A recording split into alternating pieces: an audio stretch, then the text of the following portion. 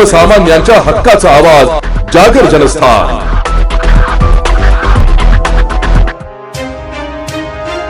स्वातंत्र्य दिनाच्या पार्श्वभूमीवर हर घर तिरंगा अभियान 2026 अंतर्गत येवला नगर परिषदेच्या वतीने भव्य मोटरसायकल तिरंगा रॅलीचे उत्साहात आयोजन करण्यात आले। या उपक्रमात भाजप युवा मोर्चाचे जिल्हाध्यक्ष तथा नगरसेवक समीर समुदडिया यांच्यासह पालिकेच्या सर्व पदाधिकाऱ्यांची प्रमुख उपस्थिती लाभली आहे। बुधवारी 12 ऑगस्ट रोजी सकाळी 10 वाजता गंगा दरवाजा येथून या रॅलीचा उत्साहपूर्ण वातावरणात प्रारंभ झाला।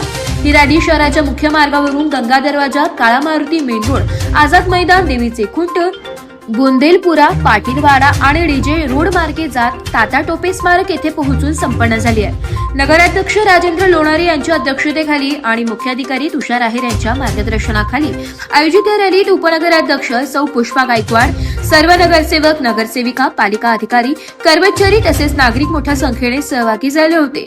हातात तिरंगा आणि मुखात देशभक्तीपर घोषणा देत संपूर्ण शहर राष्ट्रभक्तींच्या रंगात न्हाऊन निघाले।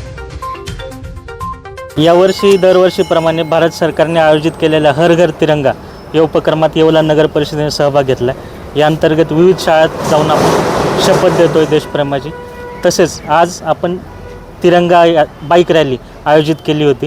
तर मी सर्व नागरिकांना आवाहन करतो की पुढील 3 दिवस 13, 14 आणि 15 ऑगस्ट या तिन्ही दिवशी आपापल्या घरांवर, व्यावसायिक आस्थापनांवर भारताचा झेंडा लावून भारताप्रती आपलं प्रेम, आदरभाव दाखवायचा आहे। तसेच उद्या सर्व शाळांमध्ये निबंध स्पर्धा होणार आहे आणि 14 तारखेला सर्वांनी आपापल्या घरासमोर रांगोळी काढावी आणि या स्पर्धेत हर घर तिरंगा रांगोळी स्पर्धा या स्पर्धेत सहभाग नोंदवावा।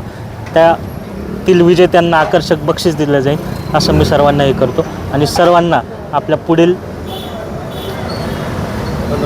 15 ऑगस्टच्या स्वातंत्र्य दिनाच्या शुभेच्छा देतो। धन्यवाद। येवला नगरपालिकेतर्फे येवला शहरात हर घर तिरंगाचं आयोजन केलं आहे। तर आम्ही येवला नगरपालिकेतर्फे रॅली काढत आहे। उद्या निबंध स्पर्धा पण आहे, परवा रांगोळी स्पर्धा आहे। 15 ऑगस्टच्या सर्व जनतेला हार्दिक शुभेच्छा।